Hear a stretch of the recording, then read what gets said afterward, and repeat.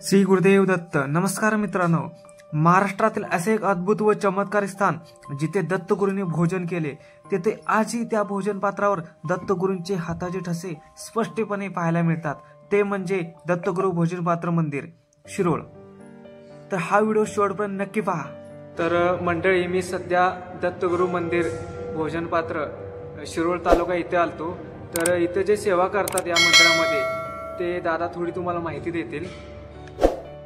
नमस्ते. काय सांगाल दादा की या मंदिराचं नाव असं काय वेगळं आहे? दत्तगुरू भोजन पात्र असं का म्हटलं जातं? काय वैशिष्ट्य आहे नेमकं? इसवी सन 1364 ते इसवी सन 1376 या 12 वर्षाच्या कालखंडामध्ये श्री गुरु नृसिंह सरस्वती स्वामी महाराज कृष्णा पंचगंगेच्या संगम स्थानावरती, म्हणजे आत्ताचे श्री क्षेत्र नृसिंहवाडी इथं वास्तव्यास होते. त्या 12 वर्षाच्या कालखंडामध्ये महाराज इथं आमच्या घरी भिक्षेला आले. हे आमचं घर, आमचे पूर्वज गंगाधरपंत कुलकर्णी त्यांचं हे घर. त्यामध्ये 8 मागलं दारिद्र्य गेलं. त्यावेळी महाराजांचं इथं आगमन झालं. महाराजांनी भिक्षा मागितली. गंगाधर पंतांच्या पत्नींनी सांगितलं की पती बाहेर भिक्षा मागण्यासाठी गेलेत आणि ते आल्यानंतर तुम्हाला भिक्षा वाढते. महाराजांनी सांगितलं की आतमध्ये जोंधळ्याच्या कण्या आहेत, ते शिजवून मला तुम्ही वाढा. पण वाढणार कशावर प्रश्न तसाच होता. घरामध्ये ताट पत्रावळ काहीही नव्हतं. महाराजांनी बाहेरचा एक पाषाण घेतला, तो स्वच्छ धुतला आणि त्याच्यावरती कण्या खाल्ल्या आणि जाताना आपल्या उजव्या हाताचा ठसा त्याच्यावरती ठेवा आणि सांगितले की याची त्रिकाळ पूजा करा, तुम्हाला कशाचीच कमी पडणार नाही. ते स्थान त्या दिवसापासून आज तागायत त्या पाषाणाची पूजा होते.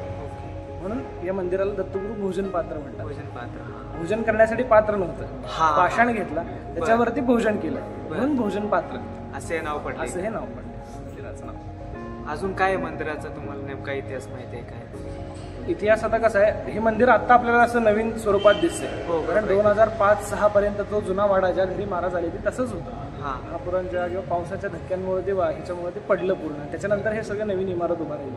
मंदिर कसं जुनंच आहे. प्रत्येक दसऱ्याला दरवर्षी आपल्या इथं गावामध्ये जय भवानी तोफ आहे, शिवकालीन तोफ आहे. त्या तोफेची सलामी महाराजांना दिली जाते. पालखीचा सगळा लवाजमा इथून दसरा चौकात जातो आणि ती शिवकालीन तोफ अजूनही इथं उडवली जाते. तसंच 12 वर्षातनं एकदा कन्यागत महापर्वकाल म्हणून उत्सव असतो. तो आता 2028ला आहे. त्यावेळी इथून सगळे शाही लवाजम्यासहित शुक्लतीर्थावरती पालखी सोहळा जातो. तिथं सुद्धा तोफांची सलामी होते. शुक्लतीर्थच्या ठिकाणी कन्यागत महापर्वकाल सुरू ज्यावेळी होतं त्यावेळी महाराजांचं तिथे शाही स्नान होतं. शाही लवाजम्यासहित सगळा पालखी सोहळा तिथं जातो आणि तो सोहळा पार करून परत तिथं पालखी सोहळा. सर्वात मोठा उत्सव म्हणजे दत्त जयंती होत असेल. वर्षभरात चैत्र महिन्यापासून परत फाल्गुन महिन्यापर्यंत पूर्ण वर्षभरात सगळे उत्सव चालू असतात. त्यातला सगळ्यात मोठा मंदिरातला उत्सव हा दत्त जयंतीचा उत्सव असतो. नरसिंहवाडीचं स्थान मेन काय आहे, म्हणजे काय? दोन्ही स्थानं महाराजांचीच आहेत. शिरोळ, आता नरसिंहवाडीचा उल्लेख जो येतो काही पुराणांमध्ये, गुरुचरित्रामध्ये सुद्धा, की कृष्णा पंचगंगेचं संगमस्थान. हो बरोबर. शिरोळचा एक भाग आहे तो. पंचगंगा आणि कृष्णेचा संगम आहे तो. आणि शिरोळ ह्या गावाचा तो एक भाग आहे. म्हणजे आधी होता तो भाग, आता विभक्त अजून सुद्धा त्या दोन्ही गावांमध्ये, ह्या दोन्ही गावांमध्ये जी सामायिक वेश असते ती वेश नाहीये कुठल्याही प्रकारची. दोन्ही गावं एकच गणली जातात. तर मित्रांनो, आजच्या या व्हिडिओमध्ये आपण पाहणार आहोत या मंदिराचा इतिहास, दत्तगुरूंची लीला आणि या स्थळाचे आध्यात्मिक महत्त्व. श्री गुरुदेव दत्त. तर तुम्ही पाहत आहात माझ्या पाठीमागे हे श्री दत्तगुरू भोजन पात्र मंदिर आहे, पाहू शकता तुम्ही. तर दत्तगुरू भोजन पात्र हे मंदिर महाराष्ट्रातील कोल्हापूर जिल्ह्यातील शिरोळ येथे वसलेले आहे, पाहू शकता. हे मंदिराचे मुख्य प्रवेशद्वार आहे.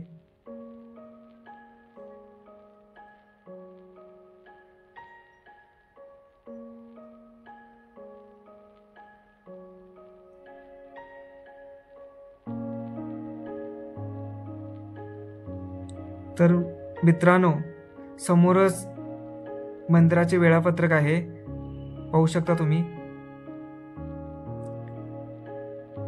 धूप अगरबत्ती लावण्यासाठीचे एक स्टँड आहे लोखंडी, पाहू शकता तुम्ही.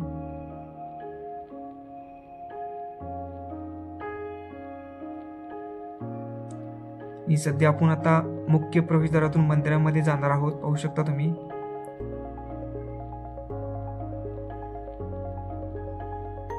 दिगंबरा दिगंबरा श्रीपाद वल्लभ दिगंबरा. तर असं चारी बाजूने असा हा जप मंत्र लिहिलेला आहे, पाहू शकता तुम्ही. आणि समोरच एक फ्रेम आहे श्री नरसिंह स्वामी यांची पाहू शकता.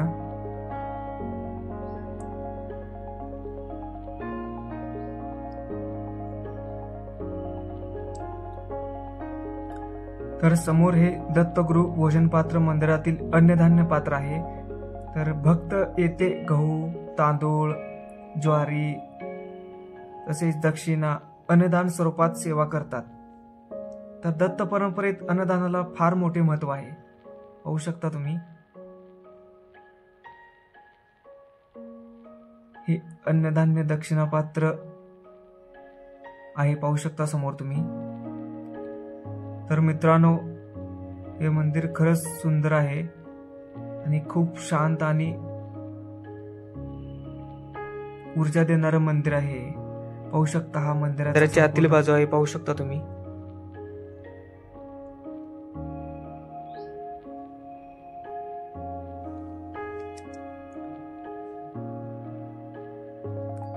इथे मंदिराची दिनचर्याचा बोर्ड लावलेला आहे, पाहू शकता. गणपती पूजन, काकड आरती, धूप सर्व टायमिंग लिहिलेलं आहे.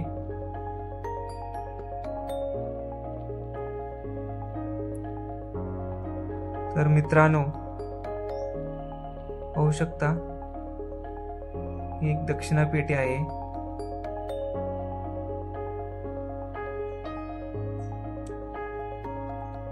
तर मंदिर आतील बाजूने असं आहे, पाहू शकता तुम्ही. इथं शिरोळगावचे वर्णन करण्यात आलेलं आहे.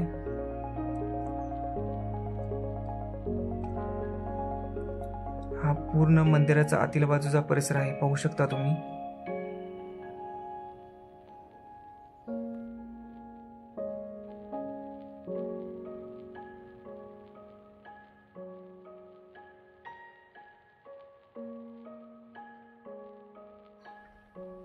दत्तगुरु म्हणजे ब्रह्मा, विष्णू आणि महेश यांचे त्रिमूर्ती स्वरूप. अशा दत्तगुरूंच्या भोजन लीलेचे स्मरण करणारे हे मंदिर खरोखरच दुर्मिळ आहे.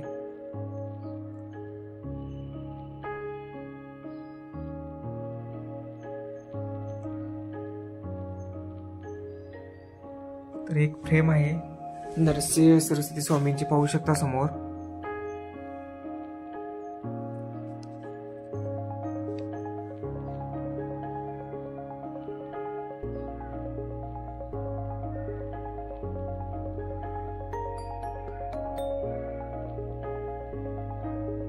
समोरच हे एक पात्र दिसते ना, हेच म्हणजे दत्तगुरूंनी भोजन केलेल्या पात्राचा फोटो लावण्यात आलेला आहे, पाहू शकता तुम्ही.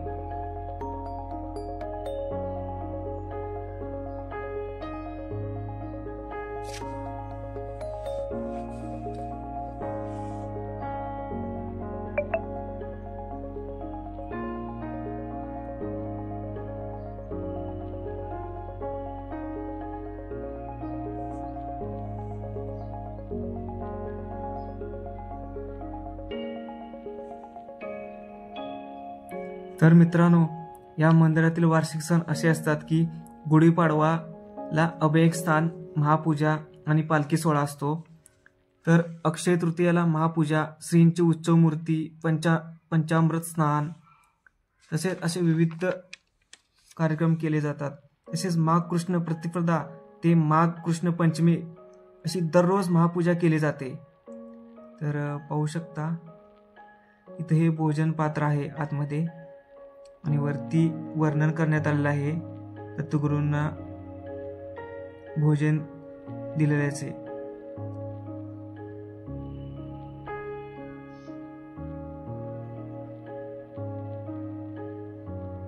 जेवढं नरसोबावाडीला महत्व आहे ना, तेवढंच इथेही महत्व आहे या मंदिराला. पण हे अत्यंत दुर्मिळ असं राहिलेलं आहे मंदिर.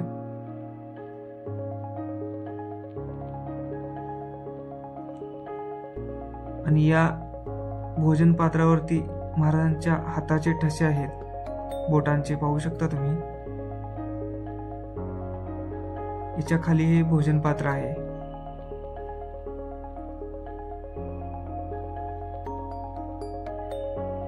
आणि या भोजन पात्राची ही फ्रेम बनवण्यात आली आहे, पाहू शकता तुम्ही.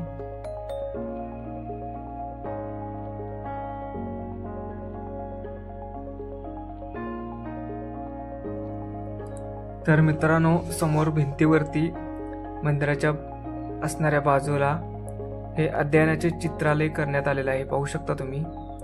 संस्कृत आणि मराठीमध्ये अध्याय चित्र स्वरूपात दाखवण्यात आलेले आहेत. पाहू शकता तुम्ही.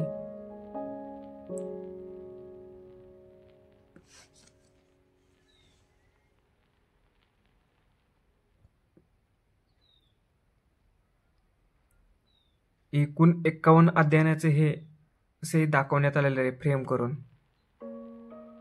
पाहू शकता तुम्ही.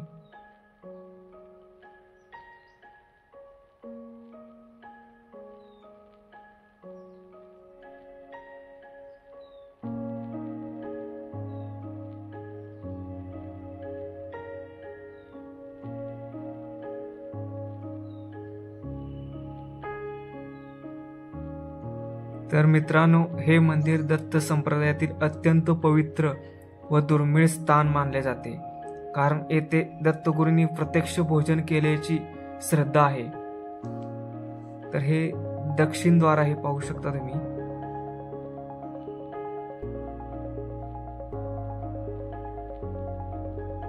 इथे हे टेंबे स्वामींचा फोटो आहे.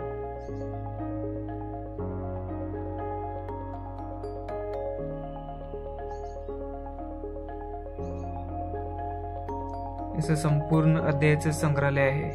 आणि हे आपलं गोमुख आहे. पाहू शकता तुम्ही.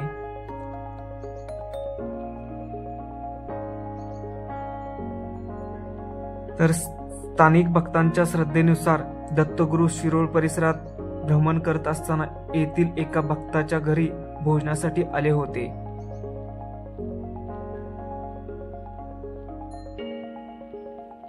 पाहू शकता हे तुम्ही अध्यायाचे चित्र संग्रहालय.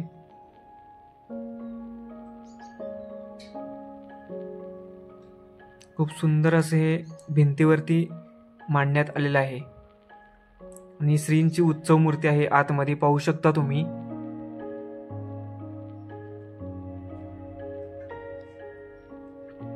अवधूत चिंतन श्री गुरुदेव दत्त. तर मित्रांनो, तुम्ही कधी जर नरसोबावाडीला आला तर येथून 5 किलोमीटर अंतरावर हे मंदिर आहे, दत्तगुरू भोजन पात्र मंदिर. तर या मंदिराला एकदा नक्की भेट द्या. तर समोर पाहता तुम्ही ही पालखी आहे.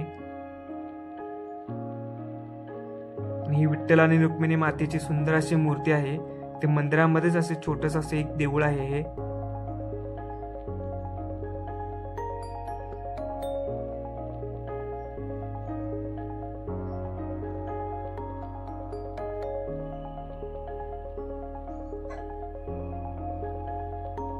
इथं स्त्रोत आहेत. पाहू शकता समोर दत्त स्त्रोत आहे.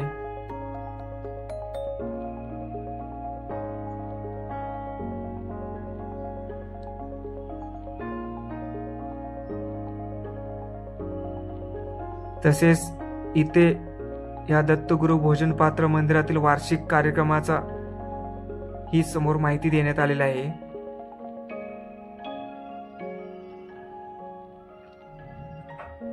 तर मित्रांनो, हे मंदिर कसं वाटलं मला कमेंट मध्ये नक्की सांगा. आणि व्हिडिओ आवडला तर लाईक, शेअर आणि सबस्क्राईब करायला विसरू नका.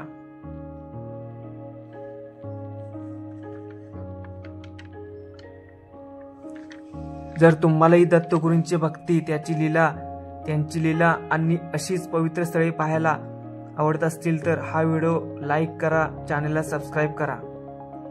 आणि मंदिराच्या समोरच एक पिंपळाचं मोठं वृक्ष आहे. पाहू शकता तुम्ही.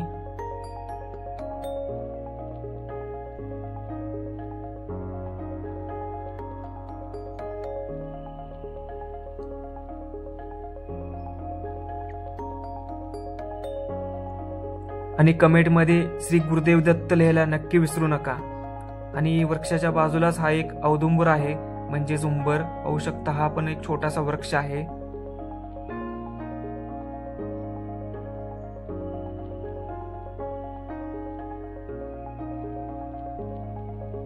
आणि समोरच एक मारुतीचं मंदिर आहे. पाहू शकता दक्षिणमुखी मारुती मंदिर आहे हे.